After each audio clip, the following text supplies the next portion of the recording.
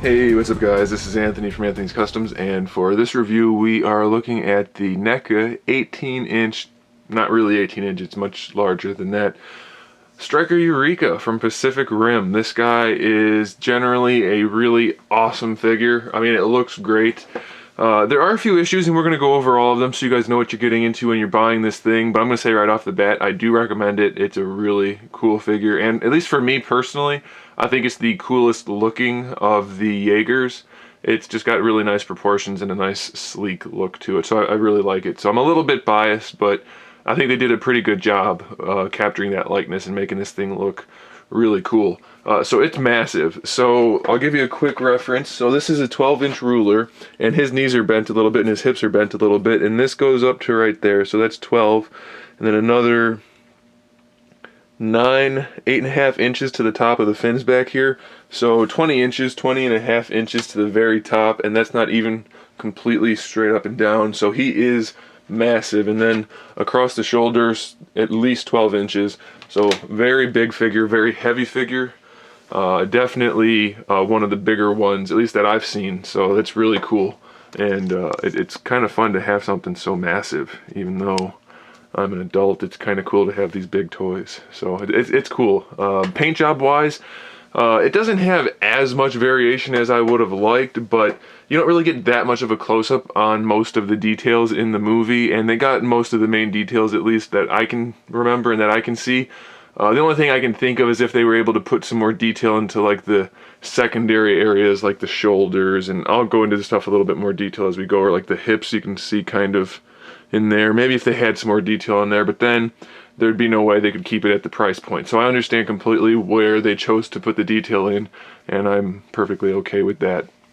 So you can see things in the paint application like the model number or whatever that is there, and then we have the little bulldog biting the missile, and that's actually really well done. See if I can zoom in. The thing's just too big to move around. So yeah, they did a really good job with that, and then you can see the details in like the visor for the faceplate. Just all the way around the figure, they did a pretty good job of capturing the likeness and making it look good. And then it's got not only just silver dry brushing throughout the armor, it's got kind of like a gray dry brush on top of that light blue, and it gives it a really cool kind of worn look without making it look too muddy. If you know what I mean, the paint scheme doesn't look dirty. It looks like it's painted to look dirty. For example, sometimes you get like a lighter color figure and then they put like the battle damage on it and just looks like a dirty figure. This doesn't do that, so that's pretty good. I'm happy about that. Very, very nice sculpt, I think. All of these nice little details in the plating looks very good. Everything's nice and clean and square and very, very well done, I think. Now let's talk about the articulation. Now most of the articulation is what you would expect, and most of it is effective, I guess I should say. Some of it is rather problematic, and that's what you're going to need to know if you buy this, because you don't want this thing taking a shelf dive. It's massive. If it doesn't break, it's going to break something else. So let's take a look. I'm going to move the camera. Well, I'll leave the camera and I'll just walk around the front, and hopefully we can do this. This guy is just way too big. Okay, so first thing, these things back here are not articulated. I don't know if they are supposed to be or not, because I don't remember in the movie if they moved at all. They're not. You just peg them in and they're solid, so that's fine.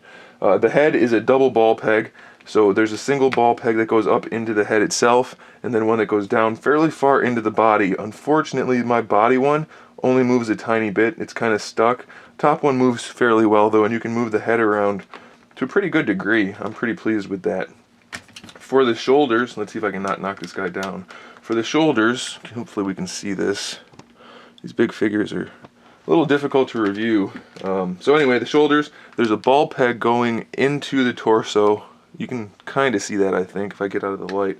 So ball peg going in there, that lets the whole arm move around like this. And then we have a hinge, standard type of shoulder hinge on top of that. This one's kind of frozen. This one's not so much. So I can show you a little bit. You can move the whole arm up and down on that hinge. Works really nicely actually on that joint. This one, I could not get it to unfreeze, so that's a little problematic. And then we get a secondary shoulder hinge. You can kind of see it from the outside. If you look right here, you can see this joint in here. That's our secondary shoulder hinge, so you can kind of move the shoulder around independently of the arm and then move the arm around separately from that, so that you can kind of get it into better posing that way. And hopefully you can get a good idea. You can see that joint in right here. So we have the one joint in here, second joint in here.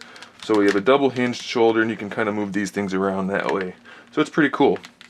We get a bicep swivel down here at the lower part of the bicep rather than at the upper part. I assume they did that for sculpt, and that's not really a problem. That works okay for me.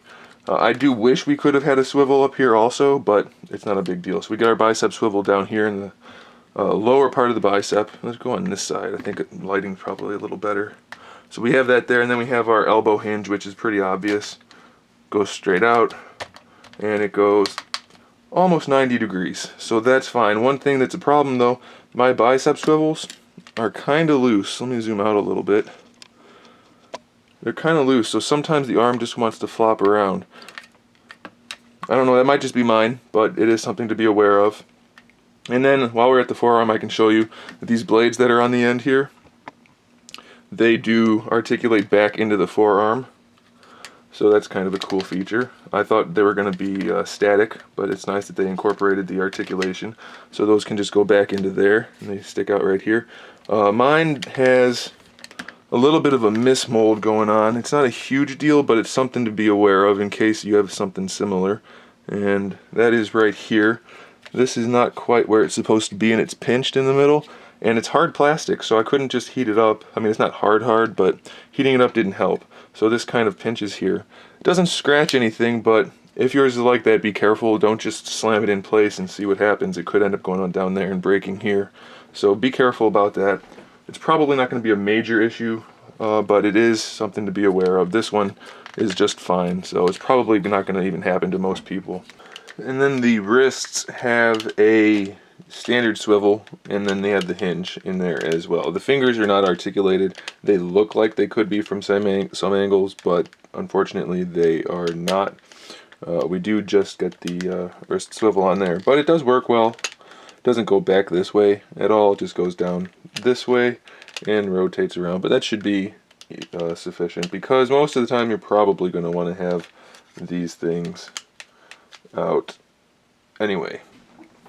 And now for the torso articulation, we have a double ball peg, I believe. I didn't pull it apart, obviously, but a double ball peg connecting the upper torso to the lower torso, and that gives us a pretty decent ab crunch. It wasn't frozen on this guy at all, so that worked really well. You get a little bit of a swivel and a little bit of a side-to-side movement, but due to the sculpt, it doesn't have the greatest range, but it's really nice forward and back. Now this guy is back heavy. These things are pretty heavy back here, and he's just a really big figure, so you're going to have to do a little bit of a balancing act, and it's not the tightest of joints.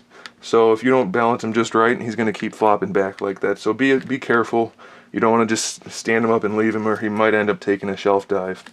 For the lower torso, or the waist, I'm not entirely sure what joint that is, because it does have play going forward and back, and even side to side. So I'm not sure if it is actually a ball peg or just a loose standard peg or a swivel. But we do get a swivel out of the waist. It doesn't have the best range of motion. It's probably enough, since these guys aren't particularly agile, but that's all you're going to get out of it unless you break it, as far as I can tell, because mine doesn't want to go any farther. So now we can move down to the hips, and hopefully you guys can still see what I'm doing here. The hips are basically standard action figure hip articulation. We have a hinge going side to side, a swivel going forward and back, and then a thigh swivel. And I'll try to show you all of that. So there's our thigh swivel right there. They just both swivel, no problem at all. We hinge out to the side.